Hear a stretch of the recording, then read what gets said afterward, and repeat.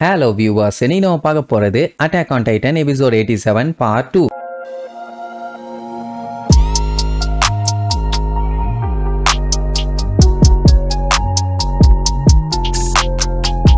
Open பண்ணா subject of யூமிர்ஸ் அதான் நம்ம எல்டியன்ஸ்க்காக ஒரு பேச்சுவார்த்தை ஒன்று நடக்க போகுதுன்னு சொல்லி சொன்னாங்கல்ல, அந்த டிபேட் தான் இப்ப நடக்கும். இப்ப என்னன்னா எல்டியன்ஸ் எல்லாருமே இந்த உலகத்துல ஏகப்பட்ட இடத்துல நிறைஞ்சு இருக்காங்க. அந்த ரெஃப்யூஜிஸை என்ன பண்ணலாம்? ஒருவேளை அவங்க இதுக்கு முன்னாடி இருந்த எல்டியன் எம்பையரோட ஐடியாலஜியை ஃபாலோ பண்றவங்களா இருந்தா அது ரொம்ப ரொம்ப டேஞ்சர். சொல்ல போனா அவங்க எல்லாருமே எல்டியன் எம்பையரோட விக்டிம்ஸ் தான். இருந்தாலுமே அவங்கள அவ்வளவு ஈஸியா விட முடியாது. அது மட்டும் இல்லாம 100 வருஷத்துக்கு முன்னாடி இங்க இருந்து தப்பிச்ச அந்த ஐலாண்டுக்கு போனாங்கல்ல, அவங்க எல்லாருமே டெவில்ஸ்ங்க தான். சொல்ல போனா இங்க இருக்கிறவங்களை விட அந்த ஐலாண்ட்ல இருக்கவங்க தான் நம்மளோட உண்மையான எனிமீஸ் அப்படின்னு சொன்ன உடனே அங்க பயங்கரமா எல்லாம் கை தட்டுவாங்க. அந்த கூட்டத்துக்குள்ள தான் நம்மளுக்கு எல்லாருமே உட்கார்ந்து இருக்காங்க. இப்படி சொன்னா அவங்களுக்கு எப்படி இருக்கும்? எதிர்த்து கேள்வி கேட்டு இல்ல அது தப்பு, எதை வச்சு அப்படி சொல்றீங்க அப்படி இப்படின்னு பேச யாருமே இல்லையே. எல்லாம் கை தட்டி சீர பண்ணுவாங்க. இதை பார்த்துட்டு இருந்த யாருன்னு அங்க இருந்து கடுப்பாயி கிளம்பிடுவான். அதை பார்த்துட்டு மிகாசா ஷாக் ஆயிருப்பான். ஆனா அதுதான் அவ கடைசி அவனை பார்த்தது. அதுக்கப்புறம் பையன் எங்க போனானே தெரியல. லெட்டர் அனுப்பியிருப்பான், இந்த மாதிரி நான் ஜீக்கோட பிளானை நான் நம்புறேன், அதை தான் நான் எக்ஸிக்யூட் பண்ண போறேன்னு. அதுக்கப்புறம் எரனை மீட் பண்ணது அந்த லிபரியோவை அட்டாக் பண்ண நம்ம பையன் போயிருந்தான் பாத்தீங்களா, அந்த டைம் தான். அதான் மிகாசா பாத்தீங்கன்னா அப்போ ரொம்பவும் கவலைப்பட்டிருப்பான். அதுக்கப்புறம் பாத்தீங்கன்னா ஷாஷாவை இழந்தாங்க. அந்த பல விஷயங்கள்லாம் யோசிச்சு பார்க்கும்போது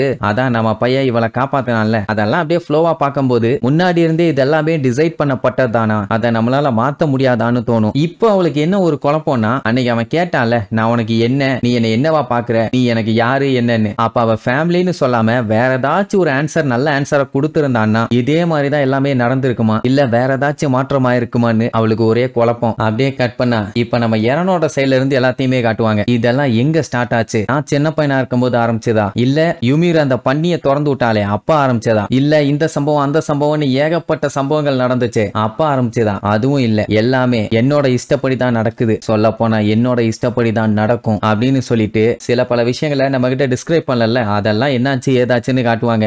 அதான் எலனா போய் நம்ம எரனை சீக்கிரட்டா மீட் பண்ணி பேசியிருப்பாள். அந்த டைம் அவ என்ன பேசியிருப்பான்னு யாருக்குமே தெரியாது. அவ ஒன்னு ரெண்டு விஷயத்தை பிக்சிஸ்ட சொன்னா அவ நிஜமா என்ன சொல்லியிருப்பான்னு இப்ப தான் காட்டுவாங்க. எரனு இந்த கருணை கொலை பண்றதுனால, அதாவது எல்டியன்ஸுக்கெல்லாம் குழந்தையே பிறக்காத மாதிரி பண்றதுனால எல்டியன் மக்களும் சரி இந்த உலகமும் சரி மொத்தமா காப்பாற்றப்படுது. நம்மள இந்த உலகமே ஏத்துக்குது. இதை விட்டா வேற வழி இல்ல, நீ ஜீக்க நம்பு, அவரு உனக்கு வழி காட்டுவாரு அப்படி இப்படின்னு அவங்க பேசிட்டு இருக்கத எரனோட பக்கமா ஃபிளாக் மறைஞ்சு நின்னு கேட்டுட்டு தான் இருப்பான். எலனா சொன்ன எல்லாத்துக்குமே ஓகே ஓகேன்னு சொல்லிட்டு ஃபிளாக் கிட்ட என்ன சொல்லிருப்பான்னா, நான் அவன் பிளானுக்கு ஓகே சொன்ன மாதிரி நடிச்சிட்டு தான் இருக்கேன், மத்தபடி வேற ஒண்ணு இல்லன்னு. அப்ப நீ என்னதான் பண்ண போறேன்னு கேட்பான். வேற என்ன, எல்லாத்தையுமே அழிக்க போறேன்னு அவன்கிட்ட தான் உண்மையா சொல்லியிருப்பான். அந்த ஃபிளாக் பையன் தான் அவனுக்கு சப்போர்ட் ஆச்சு. அப்படியே கட் பண்ணா அப்புறம் ஒரு நாள் ஹிஸ்டோரியாவை போய் மீட் பண்ணிருப்பான். அதாவது இந்த கண்ட்ரில இருக்கானே பெரிய பெரிய எம்பிஸ்ங்க, அவனுக்கு பாத்தீங்கன்னா இவளை டைட்டனா மாத்தி ஜீக்க சாப்பிட வைக்கலான்னு ஒரு பிளான் பண்ணிட்டு இருக்கானுங்க. ஒண்ணு அவங்க கூட சண்டை போடணும், இல்லன்னா நீ ஓடி போயிடணும். என்ன பண்ணலான் இருக்கன்னு கேட்டா அவ ஓடவும் வேண்டாம் ஒளியவும் வேண்டாம், என்னோட நம்பிக்கையெல்லாம் இந்த ஐலாண்ட நல்லபடியா கொண்டு போகணும், அதனால அதுக்கு நான் என்ன வேணாலும் பண்ண தயாருங்கிற மாதிரி தான் சொல்லுவா. ஏன்னா இதை விட்டா வேற வழி இல்லையே, என்ன ப்ரொடெக்ட் பண்ணுன்னா அதுக்கு நீ இருக்க,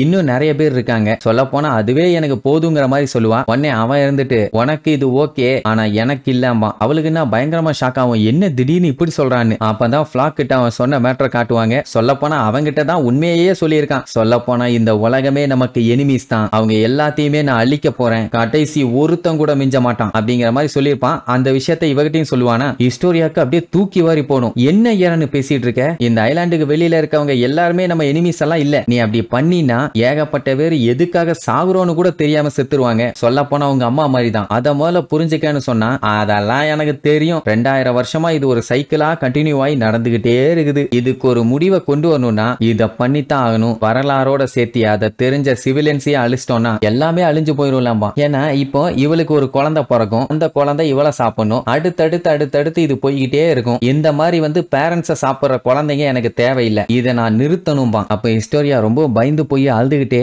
எரனு இப்ப மட்டும் நான் உன்னை ஸ்டாப் பண்ணலன்னா நீ பண்ற காரியத்தால என்னால நிம்மதியா வாழ முடியாதும்பா. உனக்கு அவ்வளவு கஷ்டமா இருக்குதுன்னா கொஞ்சம் பொறுத்துக்க, பவுண்டிங் டைட்டன் பவர் கிடைச்ச உடனே நான் உன்னோட மெமரிஸ் எல்லாத்தையுமே அழிச்சிடுறேன், அதுக்கப்புறம் நீ நிம்மதியா இருப்பேன்லம்பா. என்னால முடியாதுன்னு கத்துவா. இல்லம்மா உன்னால முடியும், ஏன்னா நீ தான் இந்த உலகத்திலேயே 1 நம்பர் ஒஸ்ட் கேர்ளு, என்ன போய் காப்பாத்தி இருக்க, தப்பு பண்ணிட்டியம்மா. ஹிஸ்டோரியா எவ்வளவு புலம்புனாலும் அவன் கேட்கற மாதிரியே இல்ல. அப்படியே கட் பண்ணி எரனும் ஜீக்கும் டீல் பேசி ஓகே சொல்றது மட்டும் தான் காமிச்சிருப்பாங்க. அதுக்கு முன்னாடி இவங்க எவ்வளவு லென்த்தியா பேசியிருப்பாங்கன்னு காட்டியிருக்க மாட்டானுங்க. அதை இப்ப காட்டுவாங்க. மிகாசாக்கு அடிக்கடி தலைவலி வருது இல்ல, அதை பத்தி எரன் ஜீக் கிட்ட கேட்டிருப்பான். ஜீக் வந்து அதை பத்தி இவன்ட்ட பால் போட்டு விளையாண்டுட்டு இருப்பாரு சேவர். அவர் சொல்லியோ இல்ல அவரோட ரிசர்ச்லயோ எதையுமே கேட்டதில்ல. ஆனா அந்த மாதிரி ஒரு இல்னஸ் வந்து ஸ்பெசிபிக்கா ஆக்ரமேன்ஸுக்கு மட்டும் தான் இருக்கும். அது ஏன் அப்படின்னா அவங்க பவர் அடிக்கடி அவேக்கன் ஆகும். அவங்க எதையாச்சும் சர்வைவ் ஆகணும்னாலோ இல்ல அவங்க யாரையாச்சும் ப்ரொடெக்ட் பண்ணணும்னு இறங்கினாலோ இந்த மாதிரி ஏதாச்சும் ஒண்ணு இருக்கத்தான் செய்யும். சோ அவ எப்பவுமே ஒன்ன ப்ரொடெக்ட் பண்ணணும்னு ஒத்த கால்ல நிக்கிறா. அப்படி இருக்கும்போது அவளுக்கு அந்த மாதிரி எல்லாம் பவர் அவேக்கன் ஆகி தலைவலியும் சேர்ந்து வருது. அவ தான் உனக்காண்டி டைட்டன்ஸ் எல்லாத்தையுமே பொளந்து கட்டுறாளே, நீ அவகிட்ட என்ன சொல்ல போற அப்படின்னு கேட்டா, என்னடா பேசிட்டு இருக்க, நான் அவட்ட என்ன சொல்றது, நானே இன்னும் 4 வருஷம் தான் வாழ போறேன் அப்படிங்கிற மாதிரி சொல்லுவான். ஏன்னா டைட்டன் ஆகி 13 வருஷம் உயிரோட இருப்பாங்க. அந்த 13 வருஷத்துல 9 வருஷம் முடிஞ்சிருச்சு, இன்னும் 4 வருஷம் தான் இருக்குது. அதான் அப்படி சொல்றான். நம்ம பயலுக்கு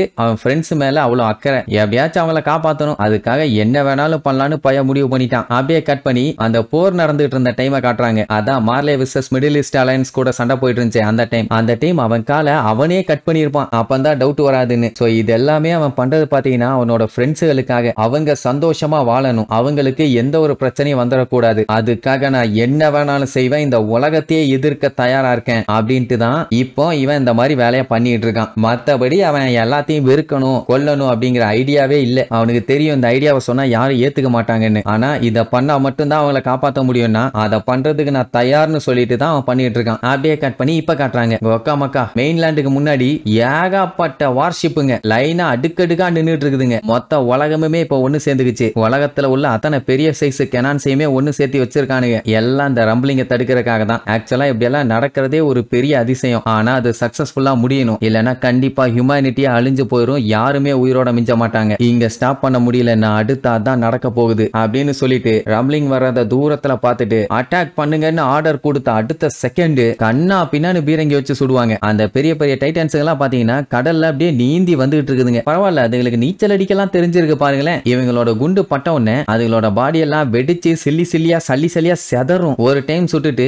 அப்பாடா எல்லாம் பீஸ் ஆயிருச்சுங்கன்னு சொல்லிட்டு அப்படியே வேடிக்கை பார்ப்பானுங்க. அதுக்கப்புறம் பின்னாடி வரும் பாருங்க இன்னொரு கூட்டம். ஆத்தாடி என்ன இன்னும் இவ்வளவு இருக்குதுங்களான்னு ஷாக் ஆகி அதுக்கப்புறம் கேப் விடாம சுடுவாங்க. மில்லியன் கணக்குல தான் டைட்டன்ஸுங்க ரம்பிளிங் பண்ணிட்டு வருதுங்கன்னு தெரியும் போது இவங்க கேப் விடாம முன்னாடி இருந்தே சுட்டுருக்கணும். அறிவகட்ட பயலுக வெயிட் பண்ணி வேடிக்கை பார்த்துட்டு சுடுறானுங்க. பாரு பிராஜனமும் இல்ல, குறிப்பிட்ட லிமிட் வரைக்கும் சுட்டானுங்க. ஆனா அதுக்கப்புறம் ஒண்ணும் இன்னமும் அடுத்தடுத்து டைட்டன்ஸுங்க வந்துகிட்டே தான் இருக்குதுங்க. அப்படி அதுக்கு பக்கத்துல வந்ததுக்கே அந்த ஷிப்ல இருந்த சோல்ஜர்ஸ் எல்லாம் பாத்தீங்கன்னா எரிஞ்சு கருகி சாவாங்க. அப்ப எந்த அளவுக்கு அந்த டைட்டன்ஸுங்க ஹீட்டை ப்ரொடியூஸ் பண்ணுது பாருங்க. அது மட்டும் இல்லாம கப்பல் எல்லாமே அப்படியே ஸ்கைல பறந்துகிட்டு இருக்குமா. இருக்கலயே ஸ்ட்ராங்கான வெயிட்டான கப்பல் எதுன்னு பாத்தீங்கன்னா நேவி கப்பல் தான், இல்லன்னா கூட்ஸ் கப்பல் இருக்கணும். பயங்கர ஆமோடான வெயிட்டான கப்பல் இது. அதையவே அப்படி தூக்கி போட்டு அதுங்க பந்தாடுதுங்கன்னா அத கரையில இருந்து பாத்துக்கிட்டு இருக்க சோல்ஜர்ஸ்களுக்கு எப்படி இருக்கும். ஆஹா சாவு நம்மள நெருங்கிட்டு இருக்குதுடான்னு பேனு லுக்குடுவானுங்க. அப்படியே கடல்ல இருந்து எந்திரிச்சு வாக்கிங் போட்டு வரும் பாருங்க.